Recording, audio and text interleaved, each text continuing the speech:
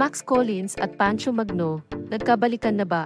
Nagbigay ng mga senyales si Max Collins tungkol sa posibleng pagbabalik ng relasyon nila ni Pancho Magno. Sa isang kamakailang video, makikita silang nagkakasaya kasama ang kanilang anak na si Sky, na nagbigay daan sa mga usap-usapan kung nagkabalikan na nga ang mag-asawa. Matapos ang kanilang paghihiwalay noong 2023, nagtanong ang mga tagahanga, maaaring muling nag-ayos ang dalawa sa kanilang mga pagkakaiba sa kabila ng mga pahayag tungkol sa kanilang diborsyo.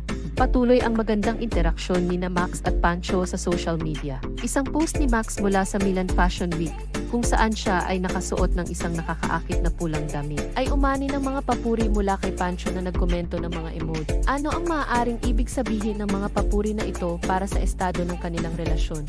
Makikita rin sa kanilang mga post na nagpatuloy ang kanilang magandang co-parenting para kay Sky. Madalas silang nagbabahagi ng mga sandali kasama ang kanilang anak na nagpapakita ng kanilang ugnayan kahit na sila ihiwalay. Nagpapakita ba ito na ang kanilang pagkakaibigan ay maaaring maging pundasyon para sa isang bagong simula noong 2021?